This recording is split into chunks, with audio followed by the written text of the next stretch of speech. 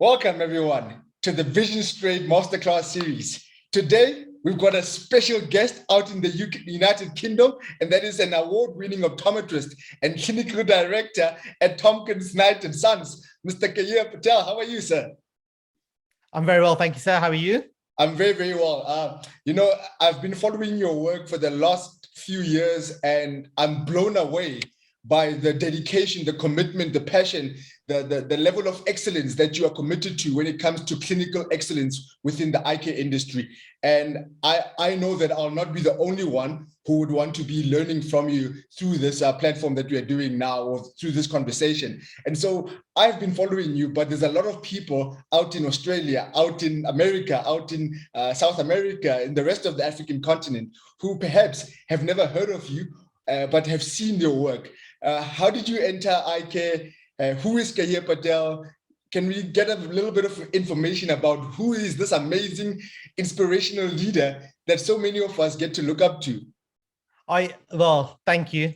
So calm down, keep it blowing me up too much. I have to open a window, dude. You know what? I never wanted to be an optometrist. I never, my parents wore glasses, but I never wore glasses. I remember maybe having 1 or 2 eye exams as a youngster, but I got to in the UK. I don't know what it's like in South Africa or in I know in the rest of the world it's very different, but in the UK at 18 you have to make a decision, right? Yes. What do you want to be? Yes. Okay. Like at 18, you've just found out you can vote. You now have to make that life-changing decision, and after a bit of work experience, I thought I don't want to be in the office. I don't think I can sit behind a desk. And so I spoke to a few people, and I'm Indian, as you guys may have figured out, Indian heritage, and so medicine was always on the cards. Parents always happy to have a doctor, but I wasn't going to get the grades. I don't like if you'd seen my my predicted grades for A level, it was shocking. But so someone said, why don't you try optometry? Fantastic profession. You get to work with people, you get to see people, you get to help people on a day-to-day basis. And, if I'm totally honest, they said the money's good and you don't normally have to take work home with you, right? That's it. That's it. You do your job and fantastic. So I signed up for that. And so I wasn't sure still. So I did 50% dentistry entries, 50% optometry entries. Dentistry in the UK don't like anyone who's not 100% committed to dentistry. So I got booted. No one told me that before. And optometry is where I ended up. And then when I got into it, I enjoyed it, but I'm a kind of person, I get bored quite quickly. And so in terms of where I end up in pre-reg and training, I end up doing a lot of just refractions. And I was like, I can't do this. Wow. For me, just refracting was a bit like factory work. And I wanted to just do more and more. And part of my personality is I'm just a bit competitive. So I want to be the best, or not. That's not necessarily true. I want to be in the company of the best. Wow, I love that.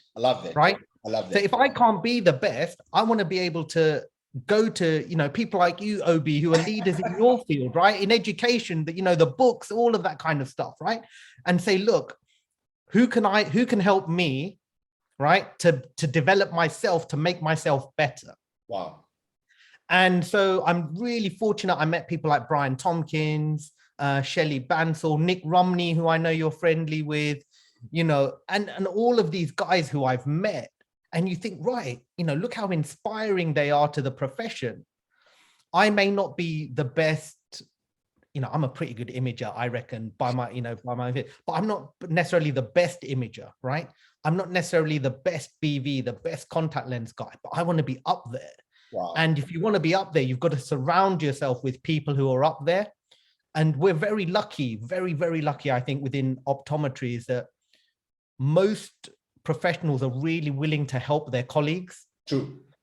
There's not really a case of, well, I'm going to not help this person because I think they will be competition to me. True. Well, unless they're putting a practice right next door to you, then it gets a bit touchy, right? But so that's how I got there. And in my growth process, as I got bored, I spent a few years in the United States. I went and got the OD because I was considering to emigrate. And that really gave me a renewed passion for ocular disease. And so when I came back to the UK, I was like, right, I'm back here, but I don't want to go back to the refracting, which I was doing before. Absolutely. What can I do?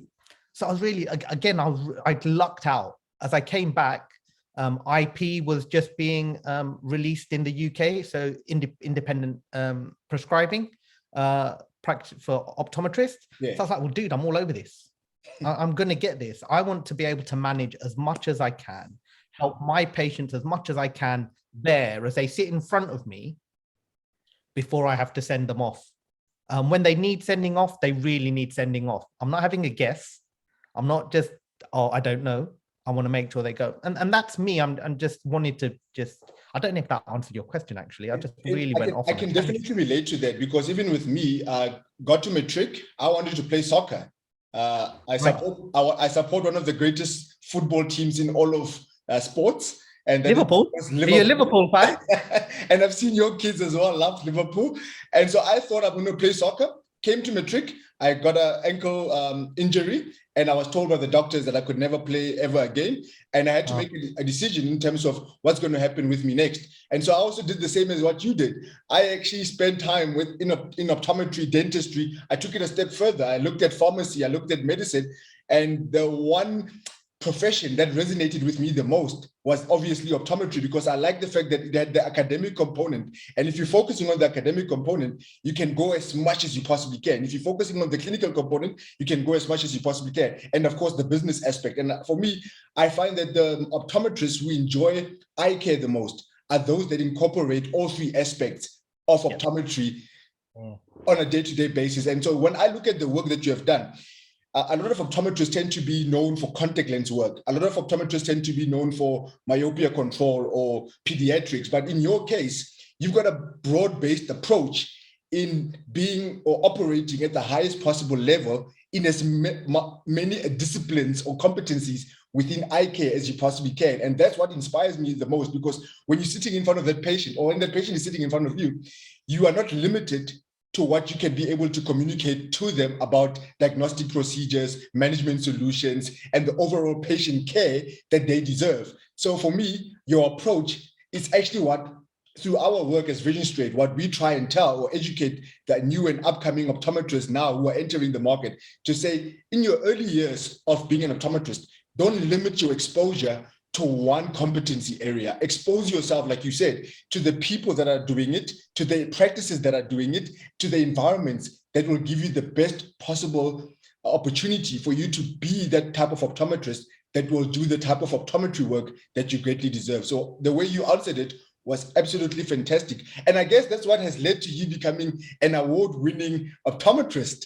Can you tell us? I'm just good at applying. I'm just good at applications. That's all it is. No, man, please tell us more about how did that come about? Because you are obviously working as a clinical director in one of the leading optometry practices, not only in the United Kingdom, but all over the world, where you've got leaders within your team that are operating at a very high level. So for you then to be recognized as an optometrist of the year in the midst of optometrists who are already operating at a high level of excellence, that must be something else. How did you go about achieving such a momentous result, if I can put it that way? I mean, well, I was honored. I really was honored, and I had applied before. I think I got to a point in my career when I applied for this, and Brian historically has, Brian is contact lenses. Brian is the contact lens man. I work with another lady called Deborah Grant, and she really is, she's amazing, and she's really gone into binocular vision. So with me, I think I'd got to the point where I went, you know what, I reckon I'm good enough. I had sort of a little bit of self-belief. I mean, you know what, I think I can apply for this. Like that. I think I've achieved enough. I haven't stopped. I think unfortunately, a lot of professionals, they graduate and they think that's it. You stop learning. That's it. You know it all. But I got IP. I got glaucoma. I'd spent time in the States. I did a few diplomas, dry eye certificates, myopia management certificates. I got all of those. Wow. And I thought, you know what, compared to, let's say, run of the mill, okay, I think I've got a chance here. And it was, you know, it was as simple as that, Obi. It's like, I think I've got a chance. Wow. You know what, let me put myself out there. Let me see how I compare to the other people who are winning these awards. And so with Optometrists of the Year, and that was Optician Magazine's Optometrists of the Year, you essentially have to submit a document with a statement, yes, and evidence why you think you should be worthy of Optometrist of the Year. And that's what I did. I submitted it, put in my thing, and said, you know, you know, everyone likes being a bit gloaty, but I don't want to be, you know, optometrists, we're a bit shy in general. We don't like to boast too much. But, you know, I kind of sat there and went, well, actually, I've achieved quite a lot. I'm not old. I'm still in the middle of my career. I've achieved a lot. Let's have a go. Love that. You know, let's do it. And that was basically it. Also, you know, the practice, you're right, the practice is world renowned, and that's because of Brian's social media presence, the lecturing. And we kind of sat down and we went, and part of my role as clinical director, I was like, well, look, we've not really won anything for a while. Brian's well known, but in terms of we need to freshen it up. What else can we do? So we started to get back into submitting ourselves for being judged against the best practices in the country. And so that's why we did it. And the year I won Optometrist of the Year, we were also Contact Lens Practice of the Year. Yes. And then the year before that, we were Independent Practice of the Year. Oh no, Technology Practice of the Year. So you have to put yourself out there. I wanted to ask you something in the sense that, like you said, the practice has been around for decades. Brian is known the world over.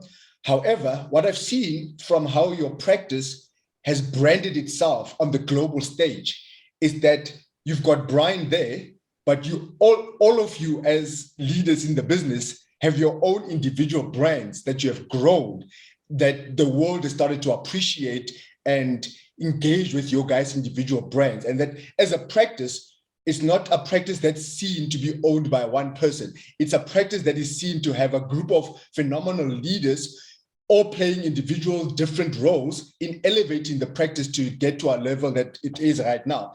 How has leadership played a role in you guys coming from different backgrounds, different religions, different cultures? How is the leadership dynamics within your practice? Because it looks like you guys are having fun, and you don't see that coming out of a lot of practices the world over, you know. So I've always been fascinated by how does the leadership dynamics play itself out within your guys' practice? I think, you know, I think we're really lucky. You know, you're from the African continent, right? So diversity is huge, yes. Right? And so I think what comes about the most is that we all really get on, right? None of us take ourselves too seriously. Okay, so yeah, I've got a doctor title, and what? At the end of the day, what does that mean? Okay, so I get OD, great. You know, I achieved it. It's an honor. My parents are really proud, right? But on a day-to-day basis, I talk to you, Obi, as my friend. Who cares whether I have a doctor title or not? The doctor title doesn't define Keyur. It's just something I've achieved. I love that. Right? I love that. Brian doesn't, you know, you wouldn't know. I'm not going to say his age because that's me, but you wouldn't realize, you know, how long Brian's been practicing. He doesn't act his age. He doesn't take himself seriously. Wow. The thing we all resonate on is we all geek out about optometry. So with me and Brian, we love the toys. Wow. All right. So we love the tech. And Brian, like me, we've both got FOMO, right? we've got serious FOMO. So when we see Nick, for example, with a new toy, me and Brian look at each other and go, how come Nick's got that? And you don't have it. Why haven't we got it? Or how do we get it? We look at like Tom Arnold in the States, Melissa Barnett, all these amazing people in the States. And we go, well, they're doing stuff. That's cutting edge stuff. Wow. How do we do it? And because on that level, we get on so well and we just so click. The rest of it, we're very lucky. We have people behind us who will go, you two are crazy, because we can't budget for that. Otherwise, we'd have a new tour every 2 weeks. and so we have some great people. I think our real thing is our passion for the profession and to make ourselves be the best that we can be. Wow. It helps that Brian's real interest is contact lenses. That he will tell you that is his thing. And that is where he specializes better than anyone else in the practice. I have a big overlap where I do a lot of contact lenses now. And I have a really big interest in therapeutics. For sure. Deborah is really BV, but she's getting really into having a big interest in therapeutics. So between us, we can cover a lot of it, but we don't, in the UK, we don't do this enough as a profession. We don't refer to our peers, right? So as an optometrist, you're happy to send someone to an ophthalmologist, to an orthoptist. But in the UK, not very often will an optometrist refer to another optometrist who has special interest, because they're worried, oh my God, this person's going to steal my spectacle set. Right? Yeah. Whereas in our practice, if I have something that's just maybe a bit beyond me, and if I can't sit with Brian, me and Brian often work together. If I can't sit with Brian, then I'll refer to Brian. Wow. And I'll say, look, this is at the limit of what I'm able to do.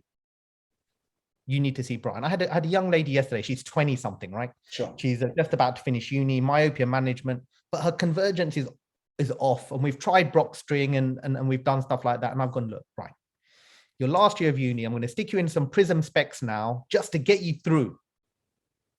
But as soon as you break, you come in, you see Deborah. Deborah's our BV goddess, right? And then she'll do the other stuff for you. Okay. And it's a complete point of care within one environment where everyone, like I said, even Deborah, we just geek. The other day, we'll see something on the internet and we'll tweet each other, we'll like WhatsApp each other about it.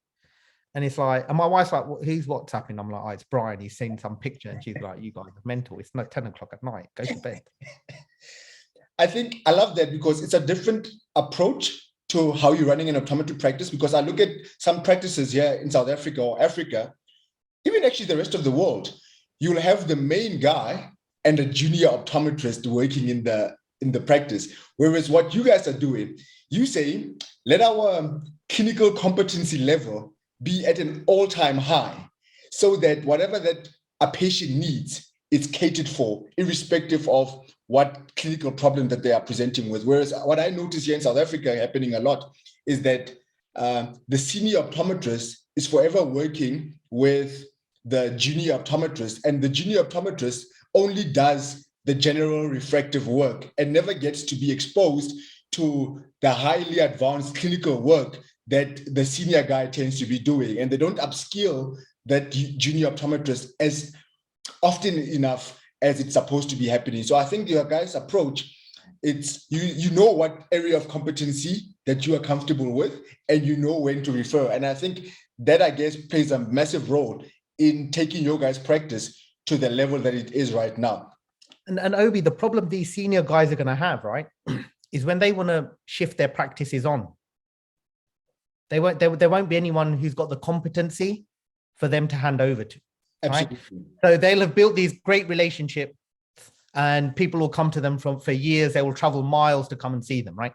And then they'll get to retirement, something will happen, they want to be out, and they'll go to sell it and they'll go, I want $1 million. Look how much money my practice makes. I want $1 million. And the evaluator will go, well, the value is just in you. 100%. The building has nothing. And you've not put any time or effort into bringing the next person up into it. So you're not going to get 1 million. You're going to get half. Yeah. 300, whatever. And so we're very good. You got to bring the people up, particularly if you want. So, Knight and Son, prior to being Tompkins Knight and Son, is over 150 years old in Northampton. If we want that name to stay and always be associated with Northampton, then you've got to be ready to bring the next person in. I love that. So Brian and me, chance meeting, we were talking to a mutual friend, and Brian, as he did, came in and interrupted my conversation. But that's how we met. And then I was in Northampton. I moved to Northampton. We got chatting. I just went in as a locum. Wow. And then Brian was like, and I said to Brian at the time, my long-term goal is to buy a practice. I'm not looking to work for someone else the rest of my life. My long-term goal is to have a practice. We built it up, and he knew my strengths, which didn't totally overlap. So we complemented each other. We then complement with Deborah, and we are able to function at a pretty high level. And like I said, it's good to have good support network. It's really, really good to have good support, because you do need someone to look at the books and go, look, this is not going to work. Or okay, we don't mind if you do this, but how are you going to make this pay? Right? Because we still got to pay the bills. So, I mean, Brian, this sounds like Brian testimonial, but if you look at some of the people who work with Brian and some of the people who've come up and worked at the practice, you've got like, Jonathan Bench, who's now senior at Alcon, Karen Walsh, who's pretty high up at Cooper. Yeah. Guys all work with Brian, and if you can't help bring your peers up with you, then what's the point? You got to be friendly. You got to help your friends. You got to make them get better, so that everyone can be happy. Now, obviously, like you alluded to earlier on, the practice cannot function without the structure that is below you. A few questions that I have. How often does the entire team meet together for training and development? How often do you set time aside because obviously you have studied further, you have gone and expanded your clinical skills. Brian has done the same. Deborah has done the same. The team or the support structure under you guys that is reporting to you guys, how often do they get training and development together as a team or individually? And how much time or investment do you guys put towards that? Okay, so we're quite good like that. So last year we took on an apprentice, and the apprentice's role was more front of house. Okay. So management, diary management, patient communication, and we allowed her to do whatever courses she needed to do. Really, take the time out, part of her apprentice program. We have taken on. I'll answer the first bit. In terms of what we do for our staff, we had our current dispensing manager. He came to us as a trainee. Wow. So he was, he'd done a couple of the certifications, UK certifications, tech certifications, and we sponsored him through his dispensing course. Wow. We have our senior technical assistant, does most of our imaging, a gentleman called Lyndon Bird. He came to us with an English degree, so now has an SMC Tech, and we sponsored them through that. We want to see our team develop. I love that. So if they come to us and with and it has to be valid. I can't sponsor you through a Xbox gaming additional qualification. It's not going to work. But if it brings value to the practice, if you can encourage your team members to keep developing like we all have, right? Wow. It will keep them interested, and it helps keep them loyal. Because they're like, these guys are helping me develop. They're not holding me back. Wow, that is so powerful. Yeah, you have to help people develop, otherwise people get bored, and that ultimately will impact your business, because it will reflect. Because as an optometrist, you're not the first person to see your patient. Absolutely. Absolutely. They come through reception, they come through any kind of pre-screening, they come through any kind of, maybe they've been with on your where you sell your spectacles and do your dispensing. They've come through all of that. And if they pick up bad vibes, people don't really care. Wow. Then that's going to reflect before they've even got to you. And you can be as happy and as chirpy and as great and as amazing as you can. But they're sitting there thinking, look, well, this guy's team is not happy. Wow. Wow. I love that. What you've highlighted is so pivotal, because it talks about what is the point of you as the optometrist being the successful individual, but yet everything under you is actually collapsing and you're not even aware of it. So you guys are having that lift as you rise type of approach. And I love that. Another question that I have for you is, 2 years ago, the world was turned upside down through COVID. As a business, what are some of the things that you had to sort of like do that you were not doing before that kept you in the game so that you can continue operating and providing the exceptional service that you are providing to your patients? Or was it a continuation of what you have already been doing leading up to COVID-19? Because in South Africa, for example, a lot of practices, what I found was that they were not investing in the marketing. They were not investing in the social media. They were not investing in building those individual brands for themselves, where they can connect with patients on different platforms. They were not furthering their studies so that they can provide niche services, so that they know that the patients that are coming to them, they're not just coming to them for a pair of spectacles. And so when COVID hit, a lot of practitioners were like in panic mode. What do we now do? And if your practice is forever relying on just basic optometric services, when pressure hits, you then have to reduce your costs because you want patients to still be coming to your practice. But in your guys' case, what are some of the things that you were doing that enabled you to maintain peak performance levels throughout COVID-19, if I can put it that way? Yeah, no. So I think, firstly, I'm just going to go back to your last question, because I think to completely answer it, what we also do is we have a weekly meeting, 1 hour meeting, whole team, everyone, talk about business stuff, talk about anything that the team needs, anything like that. But also, so for example, at the beginning of the year, we had a conversation about how to communicate with people of fluid gender, transgender, how to communicate with them. So we created a training afternoon. Wow. So we took the afternoon, we did a BV session, and we did a communication session. So our team, they know that if there's something that they're not comfortable on, they can come to us. If we get any new equipment, we expect everyone within the team to be able to use it. So we will get anyone who provides new equipment to come in and do training for the whole team. I love that. And they have to bring food. They have to provide the facts. Standard. They have to provide the facts. And we make them do it. Like, well, you want me to spend 100 grand on your equipment? You're going to come in, you're going to make sure everyone can use it. Take an afternoon. I don't care how long it takes you to do it. That's what we need. And they'll do it because the manufacturers are actually, they're really, I think sometimes people are afraid to ask the manufacturer and go, look, can you come and demo this? I've just bought 100 grand, whatever, 50 grand worth of kit. And when you Billy Big Balls it, you're like, yeah, I bought 100 grand kit, but you actually don't know how to use it.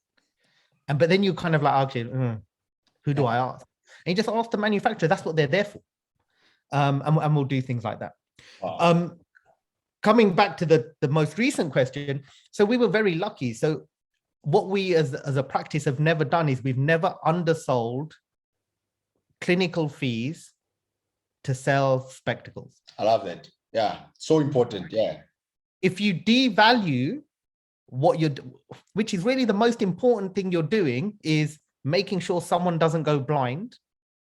If you devalue that to sell spectacles, up until a point it worked. Then COVID came. Yeah. And the government said, you can't sell spectacles because no one's allowed out. Yeah. They can come out if they've got an eye problem.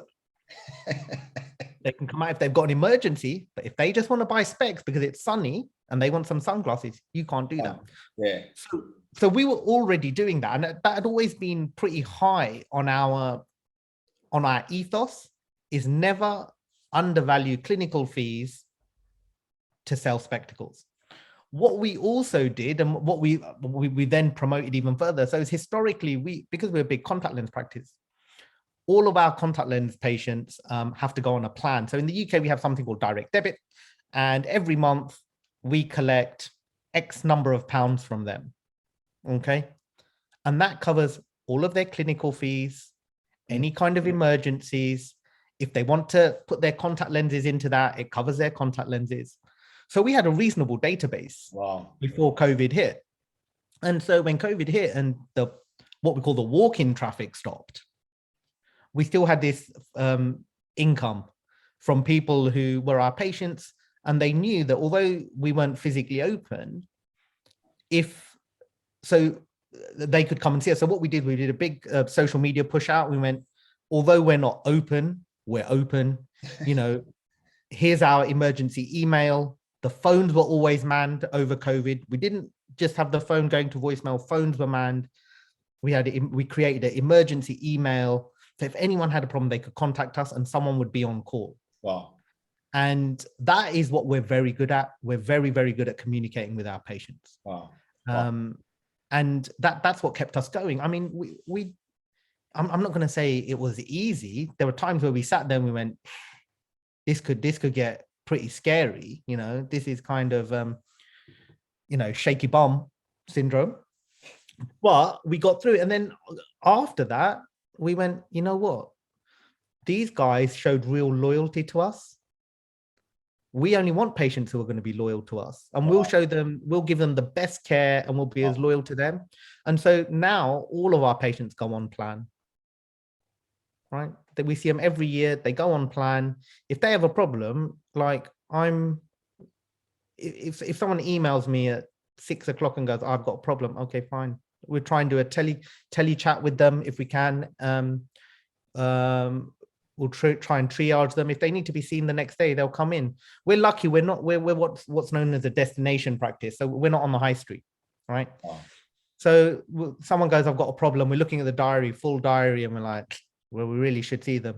Come in, take a seat. We'll squeeze you in between other patients. It doesn't happen that often, he says, knock on wood. It doesn't happen that often that we just got people queuing up to come in. But the patient is saved 3 or 4 hours from going to the hospital or or to their GP or to the pharmacist. They've got the reassurance that we are there to care for them. And, we build relationships. Going back to I don't think anyone comes in going, I'm going to see Mr. Tompkins, or I'm coming to see Miss Grant. Oh, I'm here to see Brian. I'm here to see Deborah. I'm here to see Keyur. Wow. We build those relationships, and it's simple things like first name. Use someone's first name. I call all my patients by their first name now. And so far, only once in my career have I had someone kind of go a bit funny. But I had a patient, and this is part of my reason why I have a big thing about the doctor thing. I had a patient when I was relatively newly qualified. And I walked into the reception and I went, Mr. Smith, whatever his name was, ignored me. I said, Mr. Smith, a little bit louder, ignored me. I looked at reception, I went, where's Mr. Smith? He's sitting by the window. So when I went to him, oh, Mr. Smith, he went, it's Dr. Smith. And literally, I looked at him and I thought, wow. Well, I don't want to say what I thought. This is not the territory. Can't. But I just thought, you're not the kind of person I want to be like. You define yourself by your title. Dude, I'm just trying to get you in to do your eye exam. That's all I want. I'm not trying to be your best friend. Yeah. And you kind of sit there and we're informal. Brian will bring his dog in. I'll bring my kids in if they need, if we need someone, if there's baby struggling for babysitting that day. It's really, it's just like being with family. So that's why we all have fun. Wow. I like how you are so relatable. And it shows through the work that you guys are doing, the type of service that you are all providing. Now there's this page on Instagram, Optom Geek. How did that come about? And I know you're all crazy about optometry, but what was the reasoning behind the name? And Oh, it was just, you know what? I just wanted something a bit different. I have a private social media as well, right? Yes, Which I yes. tend to keep mainly for family and people that are a bit more that I'm friends with. And that's got my kids in it, and it's got my family in it. And I don't think anyone wants this. You know what? Have you got kids, Obi? I don't know. Have you got kids? Not yet, not yet. All right, dude. So when you have kids, you will be obsessed with your kids, right? Your kids will be the best thing ever. Everyone else's kids, it'll all be about your kids, and you'll put lots of pictures up of your kids and stuff like that, right? And I was like, I can't.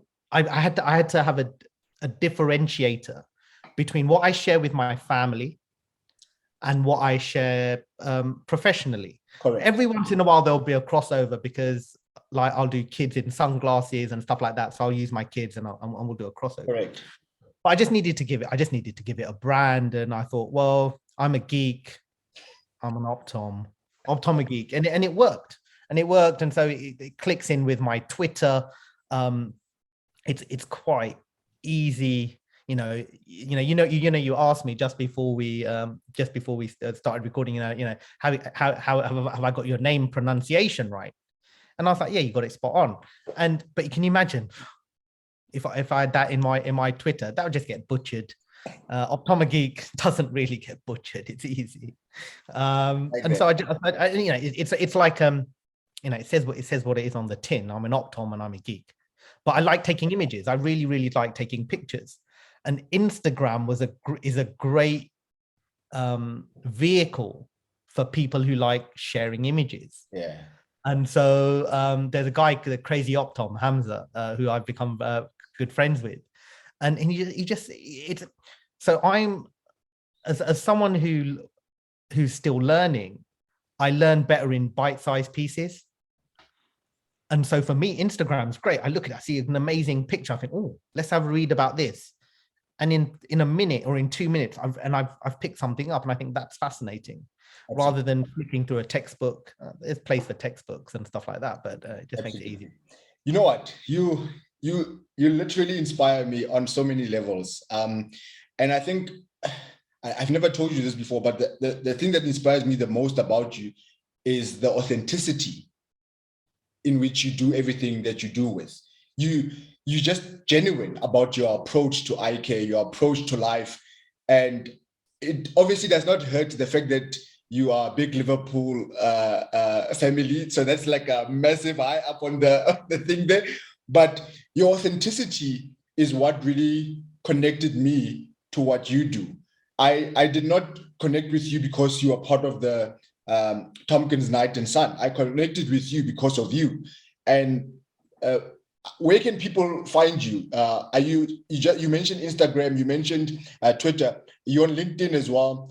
Yeah, I'm on LinkedIn. If you look under my name, so it's Keyur Patel. You'll find me on LinkedIn. And I think as well?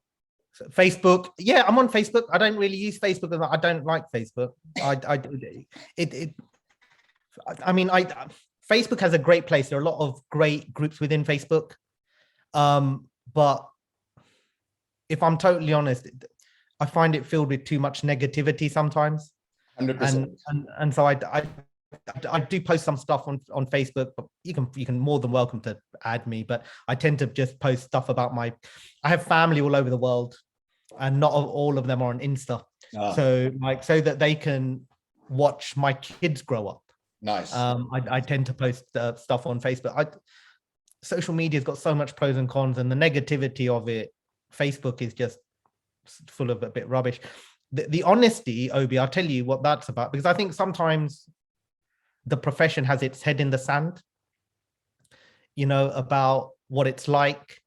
And I think you need to be honest. Okay, I'm a reasonably well-known optometrist. I do reasonably well. I didn't want to be an optometrist. I'm not going to, you get a lot of people, yeah, I was, since I was 2, I wanted to be an optometrist. Well, okay, great. If that's you and that's your drive, that's fantastic. That wasn't me. Yeah. And I think the other thing is, which I'm a big believer of, is I think that people get into optometry and they're not aware that how diverse the profession can be, how you can go into professional services. You can go into just specialty contact lens work. when I left uni, and maybe, to be honest, I probably wasn't paying attention. I'm not going to blame my uni. I had a great time. I had a great time at uni. That's why I probably wasn't paying attention. But, you know, I don't think a lot of these new guys in the UK, most pre-regis are taking up in a multiple setting. And if you're in that multiple setting, you only see one type of practice and you don't realize it. You're like, well, actually, you know what? I don't like dealing with the general public.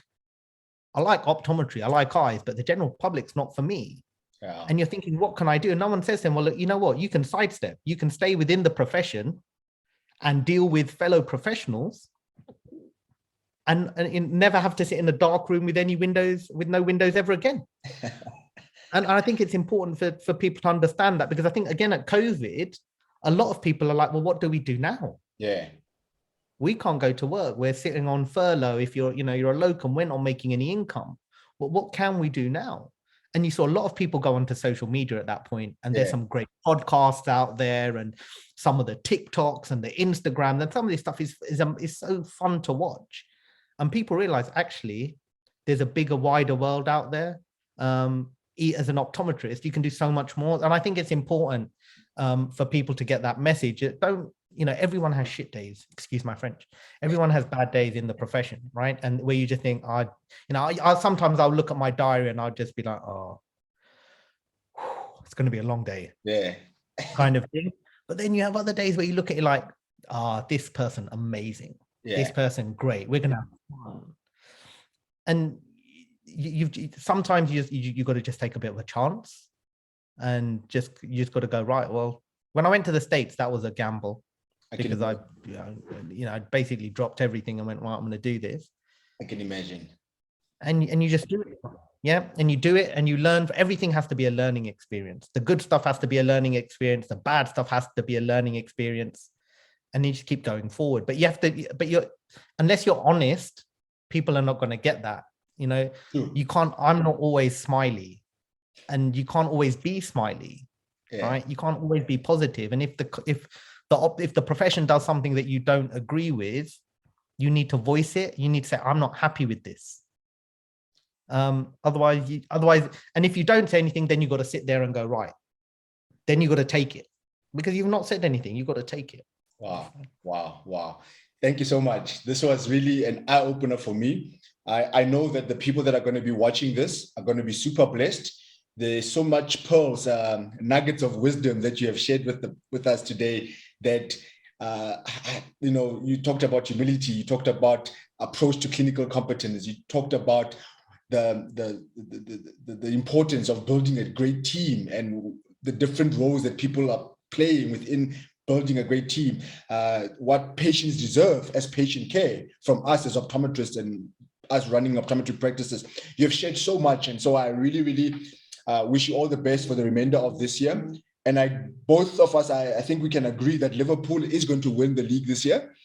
And you drew yesterday. 2 points. If we win today, 2 points, dude. I was so excited. I was like, and so thank you so much. I'm not thinking about it. Thank you very much for having me. It was a pleasure. I can't wait to see you in person. I'm hoping that before the end of the year, early next year, I would make another trip to the UK and spend some time in your guys' practice. It will be a complete honor to be in your guys' presence and learn from you guys. And all the best for this year. Everyone, that was another episode of the Vision Spread Masterclass series. If you're not following us on YouTube, connecting with us on the different social media platforms, then do so right now and subscribe. We love hearing from you. Watch out for more great interviews with amazing leaders from all over the world who are doing optometry at a whole nother level. We are all here to learn and experience optometry the way we're supposed to be experiencing optometry. This is a fantastic profession.